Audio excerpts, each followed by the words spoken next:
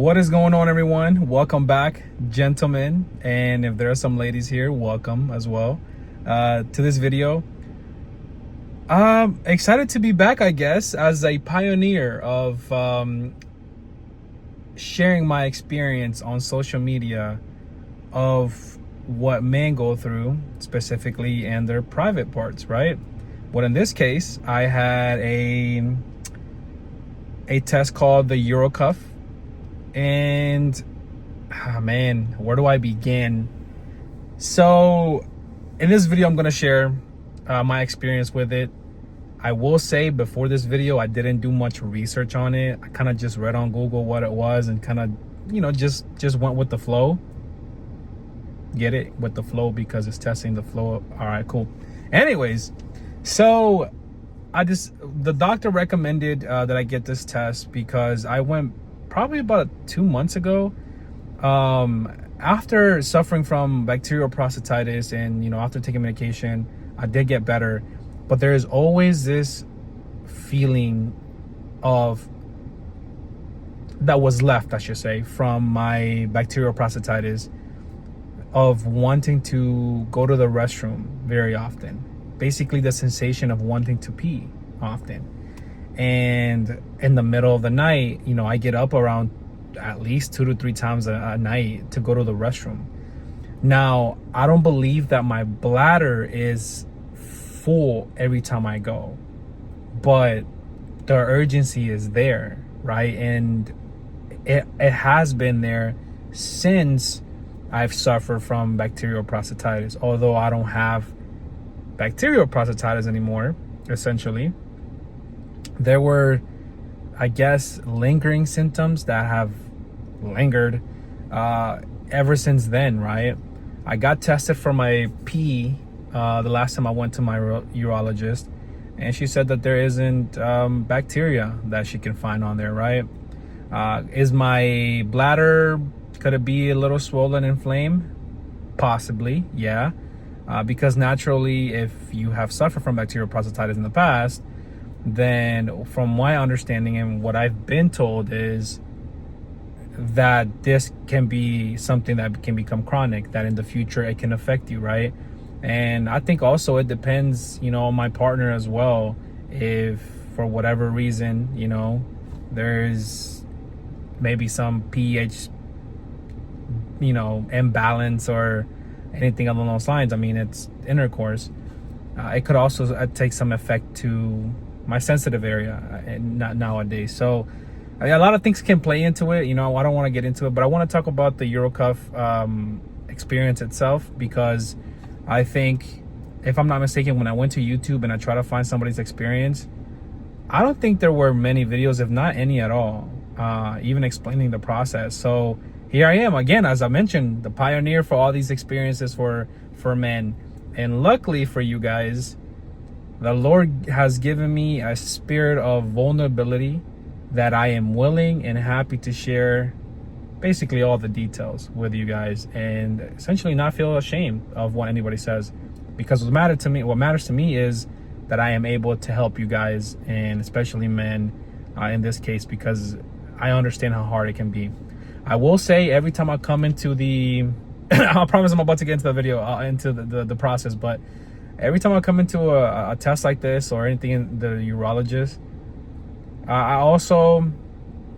it reminds me how fast life comes at me, and has came at me, no diddy, because I always see older men and older gentlemen. I feel like it's not a place where a young man like me should be. And I know I'm not the youngest. I'm 32 at the moment, but everybody in there is over 50. I can tell, 60. There's some 70, 80-year-olds, and that understandably, at that point in life, you can see as to why people, they may be suffering from issues in their private section, right? But I don't see many men, if not any at all, every time I go, that are my age. I literally don't. And I don't know how to feel about it sometimes, because sometimes you feel out of place. It's as if you shouldn't be there, but yet you are, and yet I am.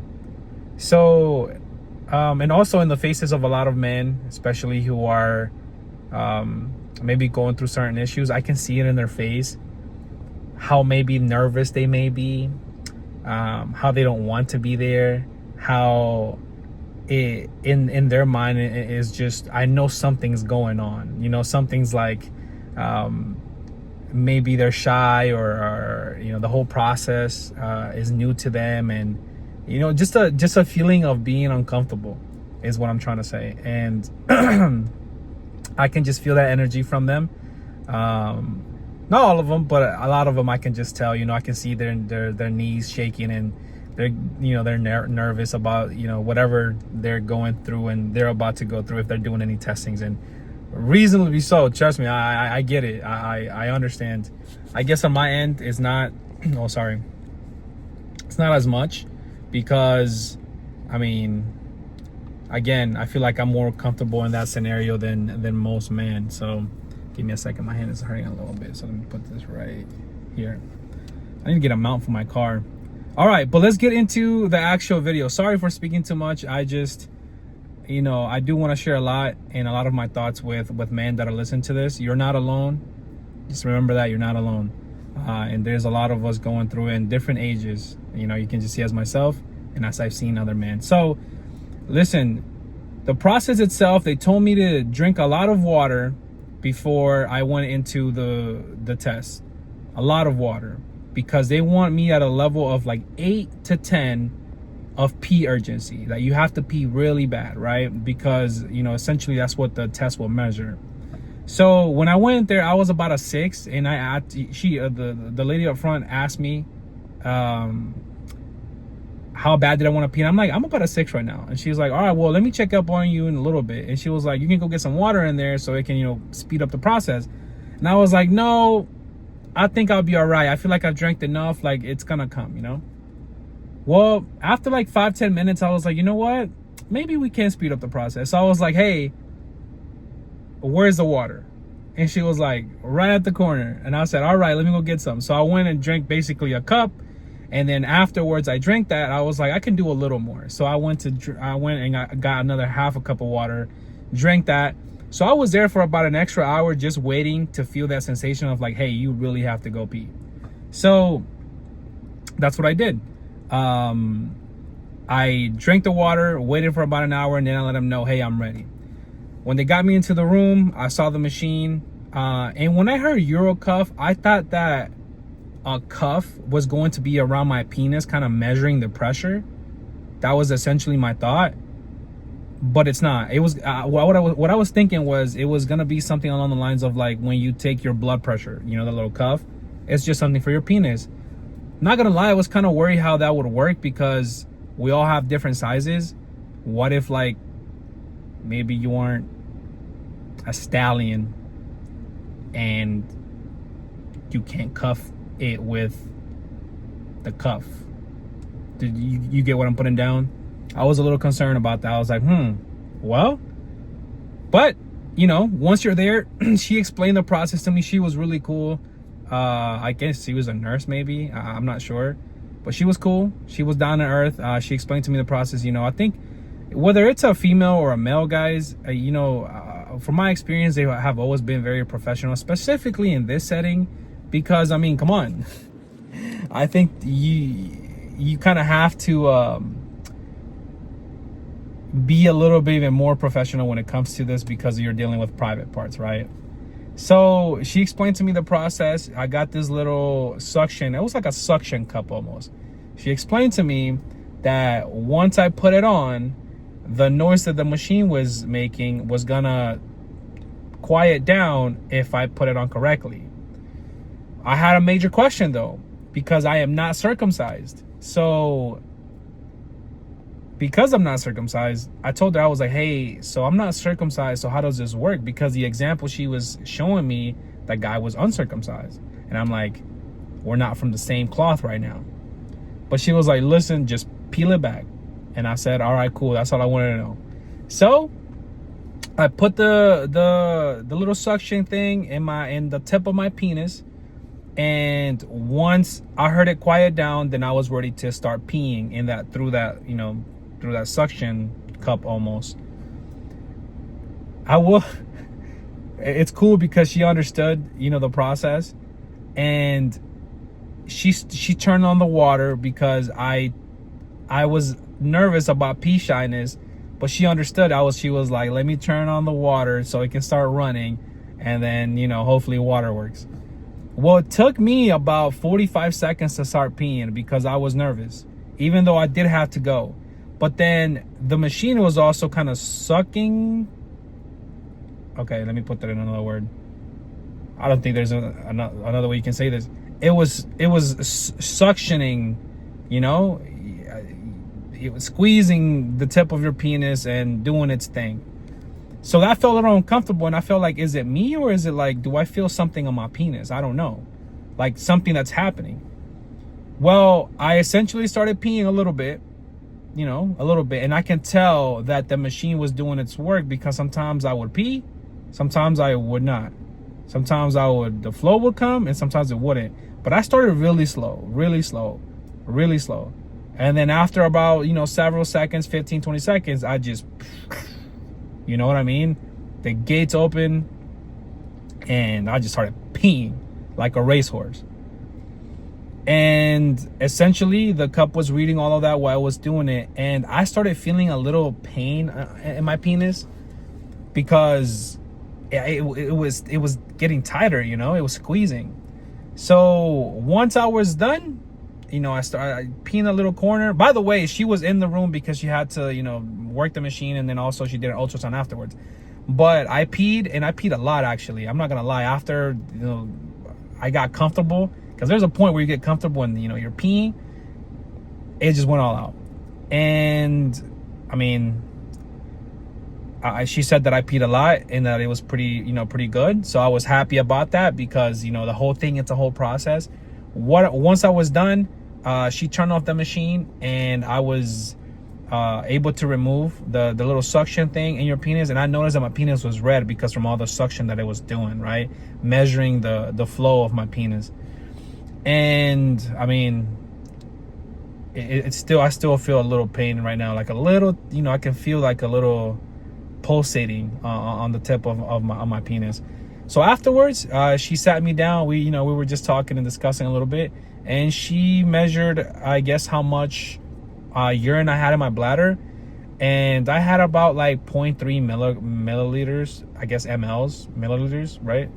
Which is good. Anything under 1.5 is considered good, is what she told me. And I was like, oh, well, cool, which is cool. Although I would say it would probably have been lower if it was in another setting, because I felt like even after I was done peeing, I still probably would like, kind of waited a little bit more for a little bit more to come out in a natural setting. But this wasn't a natural setting. So I did have some pee in there, but it wasn't, crazy. It wasn't anything that they would consider abnormal. So that was that. And, I mean, the whole, from the beginning of the when I went into the room till I got out, it probably maybe like 10 minutes, and that's it. It was pretty quickly. She was very professional. She was, we had conversations. It was very enjoyable. I even told her, I was like, I hope you get paid a lot of money for this, because you're having to dealing with men peeing, it's hopefully. But she was like, no. But it was a good time. She was very professional. She was cool. And afterwards, I had to make sure. Wow, I can speak. I had to make sure that I had a follow up with my doctor so we can go over the results and see what she thinks, right?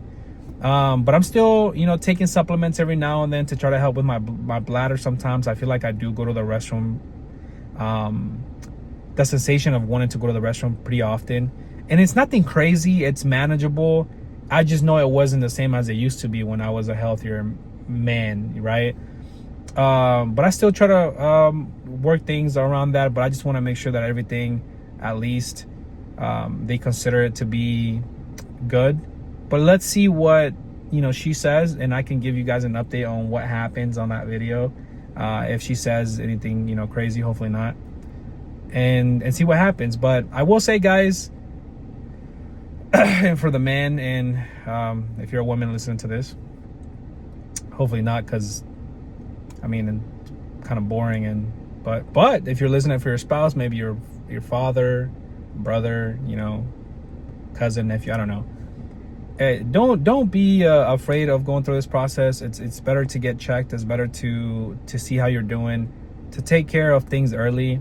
It's very nerve-wracking, I get it, but it's part of a process. And to be honest, you can look at it as a growth process and a part of a life that, you know, you kind of have to go through. But just remember, when you're going through those moments, you're not alone. There's men like me going through issues very early in the stage of life. And all you can do is just be thankful and be grateful for what's going on and what you have. So remember that you're not alone. It's okay to spread the awareness and the light. And hopefully I'm doing this through this video and helping a lot of men go through the same issues. If you have any questions, my socials are on YouTube. And also you can comment on the comment section of this video, and I will leave the links to everything else on my video. So hopefully that was helpful to many of you guys, and see you guys on the next one. As always, peace and love, familia. Deuce.